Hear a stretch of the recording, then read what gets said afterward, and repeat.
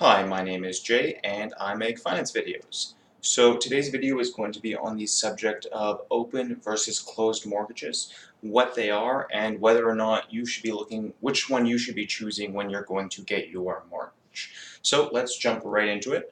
When you go and get a mortgage, you're going to have a certain amount of time in which you're allocated to pay off that mortgage. So it might be something like 10, 15, 20, 25 years. And that's what's called the life of your mortgage.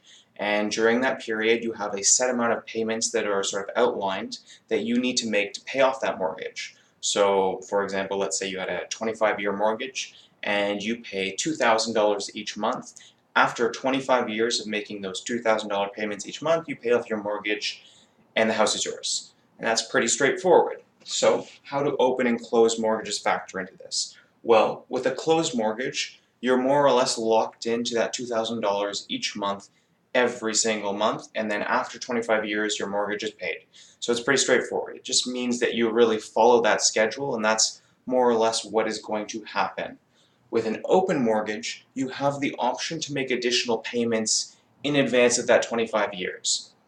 So let's say you make that $2,000 each month, and one of those months you come across an extra amount of money through whatever means, maybe inheritance, something like that, an extra $10,000. With an open mortgage, you would have the option to go to the bank and say, hey, I want to pay this $10,000 on my mortgage and pay it off faster. So instead of taking 25 years, it might take, say, 23 years because you made that additional $10,000 payment. And that's more or less what an open mortgage allows you to do. It allows you to make additional payments outside of the regular payments you make to pay your mortgage down faster. So what are the benefits and drawbacks of each? Well, obviously with an open mortgage, because you can make additional payments, that is a significant benefit. If you pay your mortgage down faster, you're going to pay less interest overall, and that's a benefit to you. Now, the main drawback of an open mortgage is the bank will charge you a higher interest rate for that option. Because you have the potential to go into the bank at any time with an open mortgage and pay off your mortgage, that adds risk for the bank. And anytime risk goes up, the bank will charge you a higher rate to compensate for that risk. So if you go for the open option, you are going to pay more overall in interest over the lifetime of your mortgage. So it is very important, if you do decide to go with an open mortgage, that you are taking full advantage of being able to make additional payments in advance. You really have to be actively trying to pay your mortgage off faster, or else the extra interest that you're paying on an open mortgage makes it not worthwhile.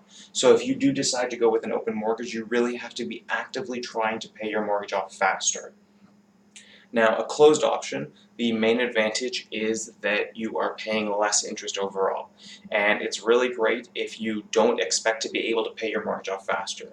If you don't think you're going to be making additional money through work, you're not going to see increased income, you're not likely to get any sort of money through inheritance or things like that, then realistically a closed option is better for you because you're going to pay less interest overall over the lifetime of your mortgage.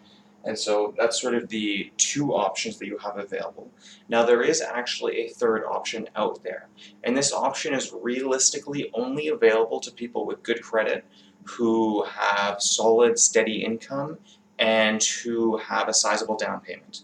And these people are sort of prime individuals for mortgages in the sense that they're very likely to pay that mortgage off in the eyes of the bank, and so they're very valuable to a bank because mortgages is how banks make money, and so people that are likely to pay off their mortgages are very valuable and very important to the bank. And so when you're an individual who falls in that category of someone who is very likely to pay off their mortgage, well, you have a lot of negotiating power. So you can actually go to the bank and negotiate for things and options that aren't necessarily advertised or generally available to the masses. And one of the things you can do is actually negotiate for a closed mortgage where you have the option to pay on specified dates during the year up to an additional set amount. So for example, let's say that you had that 25-year mortgage where you're paying $2,000 each month. With this option, you could specify that on October 17th and July 15th, each and every single year you can pay an additional $5,000 against your mortgage. And almost always they're going to cap the amount that you can pay on those specific days, and that's reasonable for them to do. So that's something you can actually go in and negotiate for with your bank, and that sort of gives you the advantage of having the closed rate option and having the lower interest rate with the potential to pay off your mortgage sooner. So how do you do this? Well, it is very important that you go in and negotiate for all of the sort of standard features that you want on your mortgage first, and that you specify you want a closed mortgage first. Don't mention this. Don't mention that you want this sort of add-on until they give you the rate that you would get. So you would go in and say, I want fixed variable rate, all of these things, I want a closed mortgage, and after they give you that number, after they give you, we're going to charge you 3.81%, that's your rate. Once you have that, then go and say, oh, well, I actually know someone who had this additional feature they added on this mortgage, where twice per year they were able to pay up to an additional $5,000 on their mortgage. I want that added on. And the reason you ask for this after you have your rate is that you do not want the banks to factor this in to that rate calculation. You don't want them to go and say, oh, sure, we can add that on, and then charge you 3.85%. You don't want them just to add that into your interest rate. You should have that 3.81%, and then you're adding on this feature afterwards. And the reality of the matter is that you may not necessarily get this off the first mortgage or company that you talk to. You might have to shop around. You might have to go to different companies to see if they are willing to give you this option. But remember, if you are one of those individuals with a sizable mortgage down payment, a good sort of steady income and good credit rating, you're very valuable to banks. They want your business, and they have to compete for your business. And that gives you a tremendous amount of power in that you can negotiate for things that aren't necessarily available to everybody. And this is one of those things. And so if after the first time the bank doesn't give you that option, just go to the next one and say, do the exact same thing you did the first time. So ask for all these features, your closed mortgage, your fixed rate, and all of these things. Once they give you that number, the 3.81%, and then say, okay, here's what I want. I want you to add on this additional feature, this, that, and then say, if you can give this to me, I'll go with you. Otherwise, I'm going to go with the previous bank. And it's all a negotiation. And it's very important for you to understand that if you are one of those secure people who is likely to pay off their mortgage, you are valuable. And if you're valuable, you can negotiate.